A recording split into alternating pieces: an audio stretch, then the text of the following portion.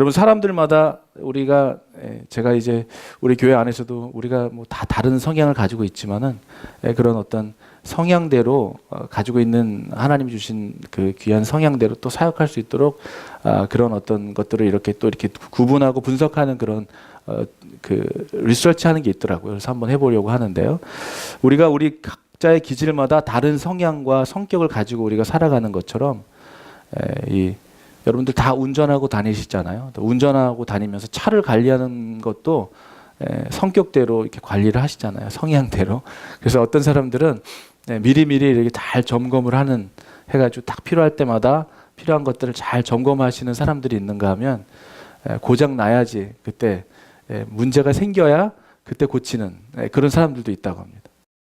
우리의 건강도 마찬가지죠. 건강할 때는 우리가 건강의 소중함 모르다가 이렇게 잘 지키지 못하다가 건강이 나약해지면 다시 한번 이렇게 또 건강을 추스리는 그런 우리의 삶을 살아갈 때가 있는 것 같습니다. 오늘도 우리가 이 신앙생활을 하면서 주님 앞에 날마다 우리의 믿음은 그래서 어떤 사람들은 그렇게 얘기하더라고요. 우리의 믿음도 수리 신앙이 있고 그다음에 점검하는 신앙이 있다고. 미리미리 이렇게 자기 영적인 상태를 점검해보고 하나님께 나아가면서 내가 정말 요즘에 은혜가 많이 떨어졌구나. 하나님께 기도하지 못하고 있구나. 이렇게 생각하면서 자기 영적인 상황을 체크업하고 점검하는 사람이 있는가 하면 문제가 생겨야 그때야 막 또 붙드는 그런 점검하지 못하고 그냥 막 어려운 일이 생길 때 그때 다시 붙드는 그러한 신앙생활을 하는 사람들도 있다고 합니다. 그런데 정말 우리가 날마다 여러분 우리의 믿음이 주님 안에서 내가 정말 예수님의 모습을 닮아가고 있는지 나의 삶 속에 나의 입술의 말이 나의 삶의 고백이 주님을 닮아가고 있는지 아니면 정말 내 하나님의 모습보다는 예수님의 성향 그 마음보다는 내 것이 더 많이 나오고 있는지 내가 예배를 통하여 주님 앞에 드리는 내 예배가 말씀을 통해 그리고 기도를 통해 주님 앞으로 내가 자꾸 나아감으로 이 거룩함에 이렇게 응답하고 있는지 여러분 우리의 믿음도 자꾸 우리의 신앙도 다시 한번 주님 앞에 말씀 앞에 이렇게 비춰봐야 한다는 것이죠. 그래서 오늘 각자 드리는 여러분 예배가 너무 중요한 거예요. 주일날 이렇게 매주 드리는 예배가 의미 없는 것이 아니라 제가 이렇게 여기저기 가서 말씀을 전하면서 느끼는 게 뭐냐면요. 설교 말씀을 전할 때 앉아 계시는 분들이 한 분도 말씀을 모르거나 그 말씀을 이해하지 못하는 사람이 한 명도 없어요.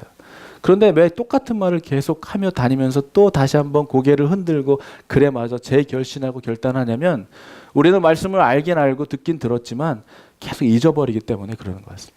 우리가 정말 한번 딱 들은 것을 그대로 살아갈 수 있다면은 계속해서 반복할 필요가 없겠죠.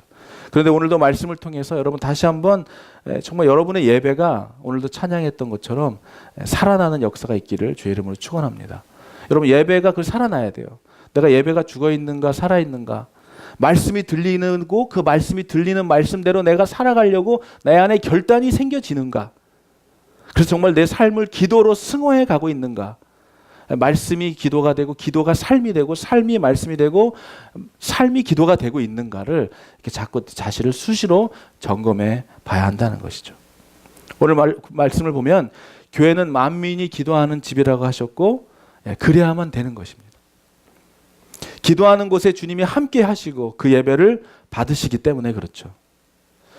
여러분 기도가 없고 하나님을 찾는 사람들도 없이 그냥 사람들만 가득한 곳이라면 그것은 이미 교회로서의 본질을 상실한 그냥 장소로서만 존재하게 되는 것이죠. 오늘날 교회가 세상 속에서 우리가 빛을 발하지 못한다 이렇게 얘기하고 있는데요. 그 이유는 우리가 교회 안에서 믿음 안에서 살아가는 저희들의 삶 속에 거룩함을 상실했기 때문이 아닌가 생각이 듭니다.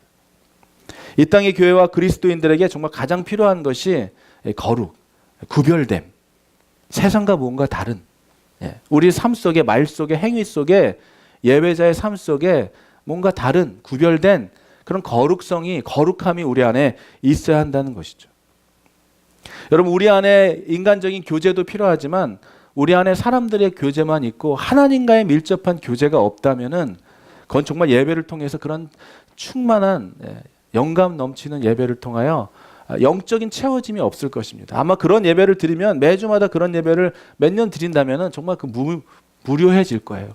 여러분, 교회에는 사람들과의 만남도 있어야 하지만 영적인 하나님과의 만남, 말씀을 통해 하나님이 나에게 들려주시는, 또 여러분이 기도하면서 기도 가운데 주시는 하나님의 음성, 그 주님의 임재와 주님과의 친밀함을 갖는 것, 예배를 통하여 다시 한번 내 육신을 쳐서 순종하게 하는 것, 이것이 여러분과 저의 삶 속에 일어나게 되기를 주의 이름으로 축원합니다. 여러분, 정말 우리의 육신의 것과 영적인 것이 얼마나 다르냐면, 아무도 아기가 태어나자마자 엄마 젖을 빠는 것을 가르쳐준 사람은 아무도 없어도 먹는 본능은 그냥 하는 거예요. 그죠? 여러분, 우리가 누가 가르쳐주지 않아도, 하라고 하지 않아도 먹어요. 그리고 누가 뭐라고 해도 우리는 잡니다. 우리 자야 돼요. 그리고 누가 뭐라고 하지 않아도 우리는 우리의 육신의 소욕을 너무나 잘 알아요.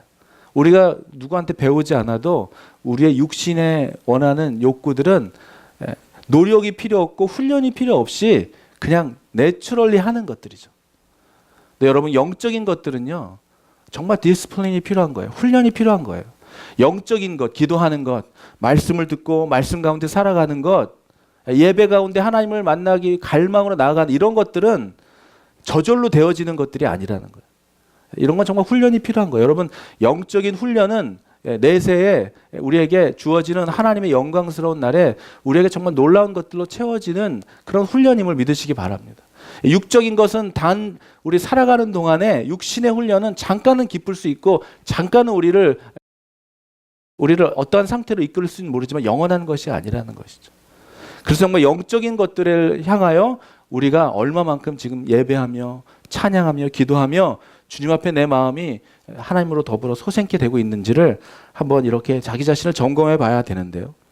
그래서 오늘 교회가 하나님께 예배드리는 이 구별된 장소일 뿐만 아니라 기도하는 장소가 돼야 된다는 거예요. 물론 여기만 교회가 아니라 우리들이 가는 모든 것이 교회죠. 그래서 여러분, 만민이 기도하는 것, 교회는 하나님을 예배하고 하나님을 주로 섬기는 사람들이 모인 곳에서는 기도해야 되는 것이 우리들의 하나님이 주신 놀라운 특권이며 사명이라는 것입니다.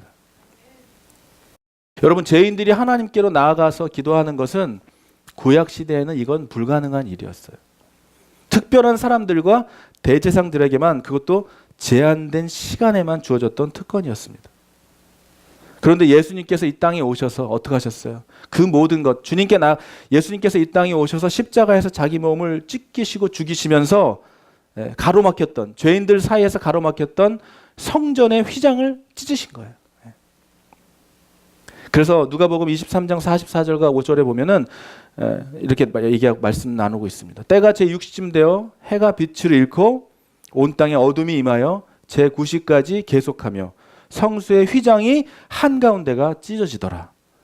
그러고 말씀하고 있습니다. 그러므로 형제들아, 우리가, 히브리서에서는 이렇게 얘기하고 있어요. 우리가 예수의 피를 힘입어 성수에 들어갈 담력을 얻었나니 그 길은 우리를 위하여 휘장 가운데로 열어놓으신 새로운 살 길이요 휘장은 그의 육체니라. 여러분, 예수님께서 그의 몸을 찢으시고 십자가에 죽으심으로 우리가 주님 앞으로 나아갈 수 있는 담대한 길을 열어놓으셨다는 거예요. 이젠 대제사장들을 통해서만이 아니라 누구든지 주님께 기도하며 나아갈 수 있는 그 길이 열렸다는 것, 생명의 길이 열렸다는 것이죠. 한 구절 더 연결된 구절을 보면 로마서 18장 15절과 16절인데요. 이 구절은 한번 다 같이 읽어볼까요? 시작. 너희는 양자의 영을 받았으므로 아바 아버지라 부르짖느니라. 성령이 친히 우리의 영과 더불어 우리가 하나님의 자녀인 것을 증언하시니. 여러분, 그러니까 예수님의 이 피와 성령님의 도우심을 믿고 의지하는 사람은 누구나 성소에 들어갈 수 있게 되고 누구나 하나님을 향해서 뭐라고요? 아바 아버지라고 부를 수 있게 됐다는 거예요. 예수님의 십자가 일은, 구원의 사역은 우리에게 놀라운 길을 열어주신 그 엄청난 하나님의 은혜라는 것이죠. 여러분, 오늘 우리가 읽었던 이사야서 말씀은, 오늘 본문의 말씀이 마태복음의 예수님의 말씀, 예수님이 성전을 깨끗게 하시는 그 일을 통하여 또 한 번 전해지고 있는데요. 마태복음 21장 12절과 13절에 오늘 이 내용이 나옵니다. 한번 같이 볼까요? 마태복음 21장 12절과 13절인데요. 예수께서 성전에 들어가사 성전 안에서 매매하는 모든 사람들을 내쫓으시며 돈 바꾸는 사람들의 상과 비둘기 파는 사람들의 의자를 둘러 엎으시고 그들에게 이르시되 기록된 바 내 집은 기도하는 집이라 일컬음을 받으리라 하였거늘 너희는 강도의 소굴을 만드는도다 하시니라. 여러분, 해마다 6월절이 되면 출애굽했던 그 해방의 감격과 기쁨을 기념하기 위해서 전 세계에 흩어져 있던 이 유대인들이 축제를 벌이고 성전에서 제사를 드리게 됩니다. 그래서 제사에 드릴 그 물건들은 어떤 물건이었어요? 제물들은 흠없는 정결한 것이어야만 했습니다. 1년 내내 그 소나 양을 돌보면서 그 중에서 제일 좋은 것으로 하나님께 가져와서 드렸던 그런 6월절의 귀한 행사였었죠. 그런데 오늘 이 말씀은 예수님께서 성전에 딱 도착해 보니까 어처구니 없는 일들이 성전에서 벌어지고 있는 것이었습니다. 성전 안은 그 환전소와 돈을 바꾸고 팔고 하는 그런 일들과 소를 팔고 양을 팔고 비둘기를 파는 장사꾼들이 그냥 호객행위로 가득 찼던 것이죠. 그럼에도 불구하고 주님께서 더 가슴 아프게 했던 것은 뭐냐면 이 제사장들이 이 장사꾼들과 이게 딱 뭐라 그러죠? 같이 그냥 뜻을 합쳐가지고 이 비리를 저지르고 있었던 것을 목격하게 된 것입니다. 왜 이런 일이 일어나게 됐냐면 여러분, 이방인들도 가깝게 사는 사람들도 성전을 찾았지만 멀리 사는 그 타국에 살고 있는 유대인 순교자들이나 지방에 살았던 유대인들이 거기까지 예루살렘까지 그 살아있는 예물을 성전까지 오는 일이 너무나 힘들었던 것이죠. 그래서 순례자들은 성전 가까이에 와서 자기가 가지고 있는 제물로 드릴 소나 양을 샀던 거예요. 돈으로 샀던 것입니다. 정말 처음에는 순수한 의미로 그 사람들의 편의를 봐주기 위하여 시작했던 일이었지만 어느새 어떻게 됐어요? 사람들이 모이고 돈이 주고 가다 보니까 폭리를 취하는 일이 그런 일들이 생겼고 그리고 그 구별된 제물을 드려야 되는데 막 흠 있는 제물도 막 팔게 되었고 돈을 바꾸는 일을 하면서 환전상들과 성전 제사장들이 결탁해서 부정을 저지르는 일들이 막 생긴 것이죠. 기도하는 거룩한 하나님이 성전이어야 함에도 불구하고 강도의 소굴로 만들어 놓은 것에 대하여 예수님께서 분노하게 되신 것입니다. 여러분, 거룩함으로 드리는 이 온전한 예배 가운데 우리는 하나님의 임재를 경험하게 되는 것입니다. 그렇게 드리는 예배 안에서 우리의 인생의 삶이 아름답게 거룩하게 바뀌는 하나님의 능력, 성령의 충만함을 우리가 예배 가운데, 말씀 가운데, 기도 가운데 경험하게 되는 것이죠. 근데 이 예배가 흠이 있게 되고 이 예배가 거룩함을 잊어버리게 되고 이 가운데 좀 강도의 소굴이 된다면, 기도하지 않는 집이 된다면 정말 하나님 예수님께서 얼마나 그 예배당을, 그 성전을 얼마나 안타깝게 생각하시겠습니까? 주님 앞에 거룩함으로 주님께 기도하고 찬양과 기도로 주님 앞으로 나아가는 예배가 되어질 때 그 예배를 하나님이 기뻐 받으신다는 것이죠. 그래서 우리의 내적인 죄와 예배 가운데 우리의 모든 죄와 허물이 더러움을 벗어버리고 회개함에 이르게 되는 그 예배, 찬양 가운데 내 자신을 돌아보고 말씀 가운데 내 자신을 비추어 보며 기도하며 내가 생각하지 못했던 것들을 깨닫게 해주시는 그 주님 앞에 나도 모르는 눈물이 흘리게 될 때 그 하나님을 만나고 경험하는 그런 예배 가운데 우리의 삶의 인생이 놀라운 하나님의 사람으로 변화되는 그런 것이 바로 예배 안에서 이루어지는 은혜라는 것을 여러분 기억하시기 바랍니다. 여러분, 마음이 청결하고 거룩한 자는 하나님을 보게 된다고 했어요. 늘 날마다 우리의 마음을 청결케 하고 또 더러워진 부분들을, 또 잡초들이 또 어느새 자라난 것들을 뽑아내고 가라지들을 뽑아내고 하나님 앞에 다시 한번 무릎 꿇을 때 우리 안에 있는 모든 죄와 더러움을 성령님께서 성령의 불로 태워주시고 우리의 마음을 회개함으로 주님이 다시 한번 새롭게 날마다 예수 그리스도 안에서 거듭나는 은혜를 예배 가운데 하나님이 주시는 은혜인 것이죠. 그렇기 때문에 교회는 기도하는 집이어야 한다는 거예요. 예루살렘 초대 교회는 그 시작부터 기도하는 일에 전혀 힘을 썼다고 전해지고 있습니다. 우리가 잘 아는 사도행전 말씀을 보면 마음을 같이하여 전혀 기도에 힘쓰니라. 여러분, 교회는요, 공동체는 같은 마음으로 기도에 힘쓰는 교회가 되어야 합니다. 여러분, 우리가 어떠한 것이든 정말 기도하며 하나님께 나아가는 기도의 공동체, 성령의 공동체가 되기를 주의 이름으로 축원합니다. 사도의 가르침을 받았고요. 우리 초대교회의 모습이 그대로 우리의 롤 모델이 되는 것이죠. 사도들의 가르침을 받아서 서로 교제했고 서로 음식을 나눴고 또 얘기합니다. 기도하기를 전혀 힘쓰니라. 여러분, 예수님께서도 늘 이적을 베푸시고 기적을 베푸시고 귀신을 쫓아내시면서 늘 그런 말씀을 하셨잖아요. 이런 유는 기도 외에는 나갈 일이 없다고. 예. 기도 외에는 이런 유가 나가지가 않는다. 여러분, 기도의 믿음의 공동체는, 성령의 공동체는 기도가 없다면 그것은 이미 교회의 그런 어떤 모습을 상실해가고 있는 거예요. 교회의 기능을 상실해가고 있는 것이죠. 행복한 성도는 주님의 성전에서 기도하며 주님과 교제하며 주님 앞에 나아가며 그 주님이 인도하시는 그 인도함을 받는 그 은혜 가운데 살아가는 것이 행복한 성도입니다. 시편에 보니까 이런 말이 있어요. 주의 집에 거하는 자가 복이 있나이다. 그 마음에 시온의 대로가 있는 자는 복이 있나요? 여러분, 이게 무슨 말일까요? 성전에 들어가 하나님을 경배하기를 사모하는 모든 자들과 그 마음에 이런 길, 무슨 길이에요? 하나님께 나아가기를 사모하는 자. 예. 기도하며 하나님께 나아가며 하나님을 만나기를 사모하는 그 자. 예. 우리가 무엇으로 나아갈 수 있냐면 기도함으로 나아갈 수 있잖아요. 예배함으로. 기도함으로 나아가는 그 길이, 그 마음에 그 길이 있는 저와 여러분들이 되기를 바라는 것입니다. 그 마음에 시온의 대로가 있는 자는 복이 있다고 했어요. 하나님께로 나아가는 것이 무엇으로 우리가 나아갈 수 있겠어요? 예배함으로 나아가는 것이고 기도함으로 나아가는 것이고 우리의 삶의 행함으로 반응함으로 나아가는 것이죠. 그런 자는 복이 있는 자라고 말씀하고 있는 것입니다. 여러분, 우리가 예수를 믿고 따르는 성도들이 우리가 모여서 교회 모일 때 기도하는 거는 별 관심이 없고 우리가 다른 거에만 관심이 있다면 우리의 영적인 공급함을 받을 수 있는 곳이 없는 거예요. 행복한 건강한 믿음 생활을 하기 어려운 것입니다. 여러분, 우리가 기도를 유창하게 하지 못해도 상관없는 거예요. 누가복음 18장에 보면은 오히려 기도를 유창하게 했던 바리새인의 기도를 하나님께서는 듣지 않으셨어요. 오히려 기도를 떠듬떠듬했지만 회개하면서 진심으로 드렸던 세리의 기도는 하나님께서 들으셨다고 말씀하고 계십니다. 우리가 나와서 여러분 우리의 부족한 것을 가지고 나와서 기도하는 곳이 예배하는 곳이 교회라는 것이에요.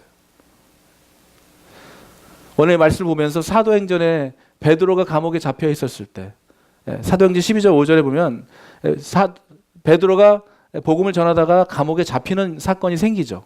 여기서 놀라운 교회의 본질의 모습이 보여지기 때문에 오늘 이 묵상이 되더라고요. 여러분, 베드로가 감옥에 갇히고 교회는 어떻게 했냐면 그를 위하여 하나님께 간절히 기도했다고 전해지고 있어요. 그들이 모여서 기도했을 때 하나님이 응답하셨고 베드로는 풀려나올 수 있었습니다. 위기에서 빠져나올 수 있었다는 것이죠. 그러니까 교회는요, 위기에 기도하는, 합심하여 기도하는 곳이어야 된다는 거예요. 근데 중요한 건 뭐냐면 우리에게 이러한 어떠한 일이 일어났을 때 이것이 우리에게 위기의식으로 다가오는 거냐라는 것이죠. 베드로가 체포를 당했을 때 교회는 이것을 위기로 판단했어요. 야, 지금 큰일 났다. 여러분, 우리는 때때로 살아가면서 영적인 불감증에 빠져 있을 때가 너무 많아요. 정말 위기가 닥쳐왔는데도 불구하고 그 위기를 인식하지 못한다는 것이죠. 기도해야 하는 일인데 기도하지 못하고 있고 그냥 마음을 놓고 있는 것이죠. 우리가 이런 비유 하잖아요. 충청도 사람들이 돌이 굴러오는데 이게 정말 위기잖아요. 그런데 그냥 천하태평하게 아버지 돌이 굴러와. 죄송합니다. 우리 이영미 지사님이 충청도 분이시라서 또 충청도를 비하하는 건 아니고요. 사투리가 그렇다는 것이죠. 아버지 돌이 굴러와 그러다가 이렇게 쳤다는 그런 우리 개그스러운 얘기도 있지 않습니까? 위기가 상황이 일어나고 있는데 위기를 인식하지 못하는 거예요. 위기를 인식하지 못하는. 지금 이 사도행전 교회는 성도들이 베드로를 위하여 이거 지금 위기다. 우리에게 위기야. 같이 모여서 기도하기 힘썼을 때 하나님은 그 기도에 응답해 주셨다는 것을 우리가 보게 됩니다. 두 번째는요, 왜 우리가 모여서 그 사도행전 교회가 기도했던 것에 우리가 배울 수 있는 것은 뭐냐면 교회가 한 가지의 위기를 위하여 단결할 수 있었다는 것을 보여주는 거예요. 하나로 뭉쳤다는 것이죠. 우리가 어떤 일을 위해 기도할 때 한 마음으로 뭉쳐서 같은 마음을 실어가지고 기도하게 됐다는 거예요. 그런 기도를 하나님이 응답하시고 교회는 그러한 마음으로 하나가 되어 기도해야 한다는 것을 말해주는 것입니다. 어려움에 부딪혔을 때 교회가 둘로 갈라지고 찢어지고 여러 가지 의견들이 나왔을 때 왜 분열이 왜 일어나는 거예요? 하나 되지 못해서 일어나는 것이죠. 여러분, 교회 안에서 여러 가지 문제가 일어날 수 있어요. 사람들이 많은 곳이니까. 그렇지만 우리가 왜 분열 가운데 아름답게 은혜로 마감되지 못하는 이유는 뭐냐면 그 분열과 그 다른 의견들을 하나님의 방식대로 우리가 해결하지 못하기 때문에, 인간의 생각대로 해결하니까 이파 저파로 나누게 되는 것이죠. 여러분, 우리가 우리 삶 속에 지금 아무런 일이 일어나고 있지 않다고 위기가 아닌 게 아니에요. 늘 날마다 주님께 모여 함께 우리의 삶을 위하여 기도하고 하나님 앞에 우리의 삶을 드리며 기도할 때 하나님께서 우리의 삶 속에 함께 기도할 제목들을 알려주시고 또 나누게 하시고 그 제목을 위하여 같이 기도하게 하는 공동체. 여러분, 그런 기도가 있는 교회가 그것이 교회의 본질이라는 거예요. 한 마음으로 같이 같은 기도, 한 마음으로 같은 기도를 하는 것. 그것이 우리 초대교회 보여줬던 모습이었고요. 세 번째는 고난 중에 해야 될 교회의 본 모습은 바로 기도하다는 사실을 다시 한번 우리에게 말씀해 주시는 것입니다. 여러분, 우리 삶 속에 여러 가지 일들이 생기면 저도 그렇지만 가끔 그렇지만은요, 우리가 어려운 일이 생길 때 잠시 내 생각과 내 판단과 내 경험을 의지할 때가 있어요. 그 임기응변을 이렇게 막 사용해가지고 그 위기를 모면하려고 할 때가 있는데, 여러분, 우리가 그런 일을 만났을 때 믿는 크리스찬들이라면 기도하며 하나님의 능력의 손에 의지해야 한다는 거예요. 내 생각과 내 판단과 내 계획을 의지하는 게 아니라 초자연적인 하나님의 능력에 의지했다는 것을 오늘 사도행전 교회는 보여주고 있습니다. 고난 가운데 전적으로 사람을 의지하고 돈을 의지하고 내 힘을 의지하는 것이 아니라 전적인 하나님의 능력만을 의지했다는 것. 여러분, 이게 쉽지가 않아요. 정말 쉽지가 않습니다. 저도 지난주에 컴퓨터 고장 나니까 하나님이 생각난 게 아니라 우리 이창현 집사님 생각나더라니까요. 정말로. 시간을 딱 보니까 전화하기엔 너무 늦었고, 정말 초저녁이었으면 제가 전화했을 거예요. 정말 제 자신을 제가 부끄럽게 생각했어요. 예전에는 정말 컴퓨터 작은 고장 하나도 일어나면 무조건 주님께 기도하고 아이고 주님 고쳐주세요 이랬는데 그 생각을 안 하고, 우리 이창희 집사님이 생각나는 내 자신을 보고, 야, 나도 이제 하나님 이렇게 의지한다고 말하면서 자꾸 사람을 더 의지하는구나, 이런 생각이 들더라고요. 이런 초대교회의 교회 기도하는 모습을 통해 기도가 그냥 기도해서 끝나는 것이 아니라 그 합심하여 했던 기도를 통하여 베드로는 탈옥 구출할 수 있게 됐습니다. 하나님의 능력으로 그는 감옥에서 나올 수 있는 능력으로, 하나님의 은혜로 나오게 되었죠. 하나님이 기도할 때 하나님이 하시는 방법대로 하나님의 능력을 우리에게 보여주시는 거예요. 여러분, 정말 우리가 모여서 어떠한 기도 제목이든 하나님이 기뻐하시는 기도 제목이라면 합심하여 우리 모일 때마다 기도하는 기도의 공동체가 되기를 주의 이름으로 축원합니다. 이 사도행전이 보여준 진리는 하나님이 자녀들이 엎드릴 때 하나님께서 그 기도를 통해 일하신다는 걸 보여주는 거예요. 우리가 생각할 때 사람이 움직이지만 우리가 기도할 때 하나님이 움직인다는 것이죠. 교회는 하나님이 역사가 드러나고 하나님의 역사를 예배하고 찬양하며 하나님을 그 영광을 드리는 그러한 일들을 교회가 해야 하는데, 우리는 하나님께 기도하고 예배한다 하면서도 우리의 생각하는 모든 것들을 보면 사람 위주로, 사람의 생각과 사람의 의견대로, 사람의 계획대로 갈 때가 얼마나 많이 있느냐는 것입니다. 오늘 그래서 오늘 이사야에서도 그렇고 예수님께서도 말씀하시는 것이 이 집은 만민의 기도하는 집이라는 거예요. 다시 하나만 말씀드리면 우리가 모이는, 예수 이름으로 모이는 공동체는 만민의 집이라, 누구든지 올 수 있는 집이고, 그리고 이곳은 기도하는 집이라는 것을 말해주는 것입니다.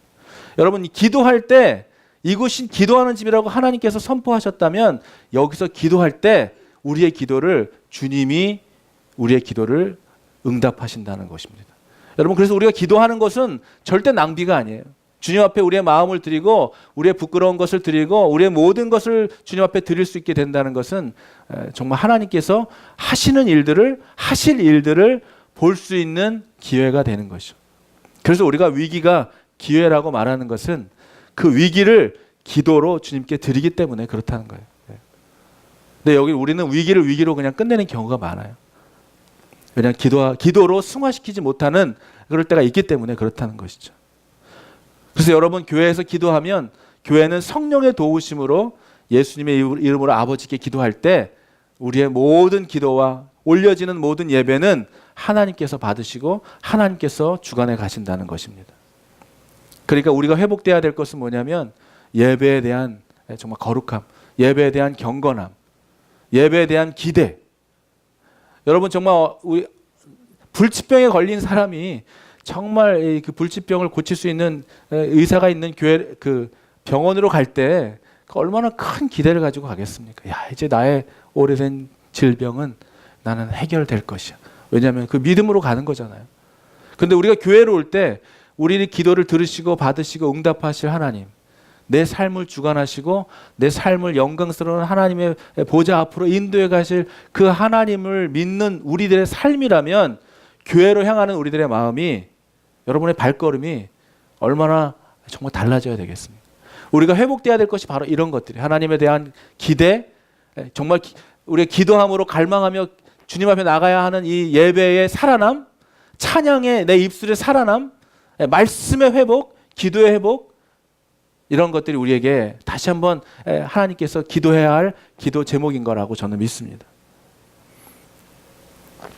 여러분, 성경의 수많은 구절에 하나님께서는 나를 찾는 자는 나를 만날 거라고 잠언서에도 말씀하시고, 너희는 내게 부르짖으라. 내가 너희 기도하면 어떤다 그랬어요? 내가 너희를 들을 것이요 내가 전심으로 나를 찾고 찾으면 나를 만나리라.